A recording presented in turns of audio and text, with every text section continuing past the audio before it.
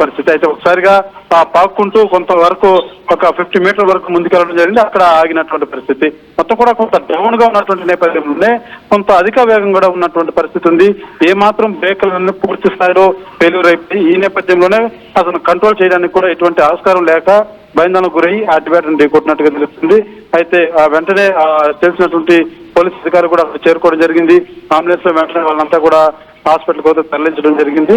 పూర్తిగా ఆ కారు ఒక్కసారిగా రోడ్ లో బోల్తా పడడంతో కొంత మేరకు ట్రాఫిక్ అంతరాయం ఏర్పడిందని చెప్పాలి. సాధారణంగానే ఘాట్లలో ఒక నిమిషం పాటు ఆలస్యమైన ఒక వెహికల్ నిలిచినా కూడా కిలోమీటర్ మీద ట్రాఫిక్ ఏర్పడుతుంది. ఈ నేపథ్యంలోనే ఈ కారు బోల్తా తోటి కొంత ట్రాఫిక్ అంతరాయం కూడా ఏర్పడింది. వెంటనే గిఫ్టీ వెహికల్ ద్వారా ఆ యొక్క వాహనాన్ని కూడా సైడ్ జరపడం జరిగింది. అయితే పోలీసులు పదే తిరుమల విజిలెన్స్ అధికారులు కావచ్చు, టీటీడీ కావచ్చు పదే భక్తులు తెలియజేస్తూనే ఉంటారు.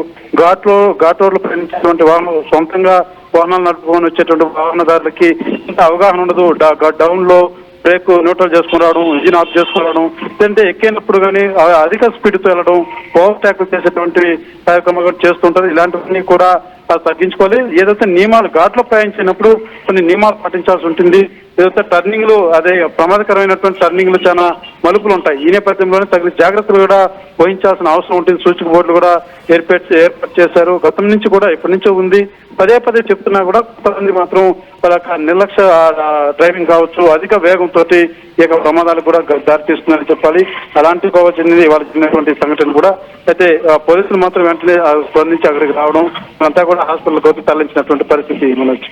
సురేష్, అక్కడ ఆ కారులో ప్రయాణిస్తున్నటువంటి ప్రయాణికుల పరిస్థితి ఏంటి? కంప్లీట్ గా ఈ కార్ సిచ్యువేషన్ చూస్తూ ఉంటే బోల్తా పడిపోయింది, తలకిందులు అయిపోయింది. బహుశా వాళ్ళు సీట్ బెల్ట్ ధరించి ఉంటారు, ఆ సీట్లో కూర్చునే సమయంలో వాళ్ళు కూడా తలకిందులు అయిపోయి ఉంటారు. వాళ్ళు ఎలా బయటపడగలిగారు? ఎటువంటి గాయాలయ్యాయి వారికి? అంటే ఆ కారు బోల్తా పడ్డం అయితే కొంత వేగం ఏదైతే ఆ యొక్క ఘాటు సైడ్ గోడ ఉంటుందో, మనకు అటవీ గోడ ఉంటుంది. ముందుగా చిన్న ఒక డివైడర్ ఉంటుంది రోడ్డు పక్కన, దాని తర్వాత చిన్న కాలువ ఉంటుంది. ఆ కాలువలో పడి పూర్తిగా డౌన్ కావడంతో వేగంతో ఉన్నటువంటి నేపథ్యంలోనే ఆ కారు బోల్తా పడింది. ఈ నేపథ్యంలోనే బోల్తా పడడం కొంతవరకు రాకుంటూ కూడా ముందుకెళ్ళినటువంటి పరిస్థితి. ఈ లోపల ఉన్నటువంటి ఈ యొక్క భక్తులంతా కూడా ముందున్నటువంటి వారు సీటు బెల్ట్ పెట్టుకున్నట్టుగా తెలుస్తుంది. వెనక్కున్నటువంటి వారు పూర్తిగా ఒక్కసారిగా ఆ బోల్తా పడడంతో సీటు కింద వైపుగా కూడా పడిపోయినటువంటి పరిస్థితి. ఎటువంటి తీవ్ర స్థాయి మాత్రం గాయాలు కాలేదని కూడా తెలుస్తుంది. తేలికపాటి గాయాలతోనే వాళ్ళు బయటపడ్డారు. ఎంతమంది ఉన్నారు కారులో? ఆ సమయంలో ఎంతమంది ప్రయాణిస్తున్నారు? మొత్తం 4 ఉన్నట్టు తెలుస్తుంది. వాళ్ళ 4 కూడా హాస్పిటల్ తీసుకురావడం జరిగింది. వాళ్ళకి ట్రీట్మెంట్ చేస్తున్నటువంటి పరిస్థితి. రైట్. ఇటువంటి వరుస రోడ్డు ప్రమాదం, తిరుపతి ఘాట్ రోడ్ వెంట వరుస రోడ్డు ప్రమాదాలు జరుగుతున్నాయి. సో అధికారులు ఏం చెప్తున్నారు? రోడ్డు ప్రమాదాలని అరికట్టే క్రమంలో ఎటువంటి చర్యలు చేపడుతున్నారు?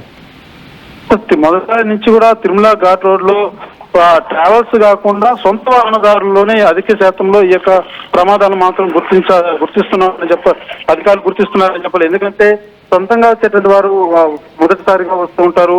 ఘాట్ సెక్షన్ లో జర్నీ చేసినప్పుడు, ప్రయాణం చేసినప్పుడు మెలకువలు వహించాల్సిన అవసరం ఉంటుంది. అయితే చాలా మంది వరకు కూడా ఆ మెలకువలు పాటించకపోవడం వల్లనే ఈ ప్రమాదాలు కూడా గురవుతూ ఉంటారు. అయితే టీటీడీ అధికారులు కూడా అనేక సూచిక బోర్డు ఏర్పాటు చేస్తూ ఉంటారు. అలిపిరి మార్గం కావచ్చు, అదే రకంగా తిరుపతి ప్రాంతంలో కూడా అనేక చోట్ల కూడా ఘాటు ప్రయాణం చేసేటప్పుడు సీట్ బెల్ట్ కావచ్చు, వేగ నియంత్రణ కావచ్చు, ఇవన్నీ పాటించాలంటూ కూడా సూచిక బోర్డు ఏర్పాటు చేసి సూచన కూడా చేస్తూనే ఉంటారు. అయితే కొంతమంది నిర్లక్ష్య డ్రైవింగ్ వల్లనే ఇలాంటి ప్రమాదాలు కూడా చోటు చేసుకుంటాయి. కొంతమంది అతివేగంతో వెళ్లేందుకు ఉత్సాహం చూపించడం వల్లే ఇలాంటి ప్రమాదాలు కూడా తరచూ చోటు చేసుకుంటున్నటువంటి పరిస్థితి.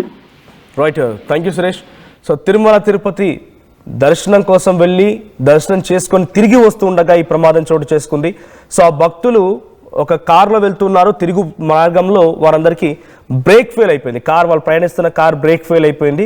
బ్రేక్ ఫెయిల్ అవడంతో ఆ కార్ని కంట్రోల్ చేయాలన్న ఉద్దేశంతో పక్కనటువంటి ఒక కాలువ లాంటి దాన్ని, లేకపోతే ఒక డివైడర్ లాంటి దాన్ని ఢీకొట్టడంతో కారు బోల్తా పడింది. బోల్తా పడి అక్కడే ఆగకుండా సుమారు ఒక 50 మీటర్లు ముందుకు దూసుకొచ్చింది. సో వెనకాల ఉన్న వారు సీట్ బెల్ట్ పెట్టుకోలేదు కాబట్టి వెంటనే దూకేశారు. ముందున్న వారిని కాపాడే ప్రయత్నం చేశారు.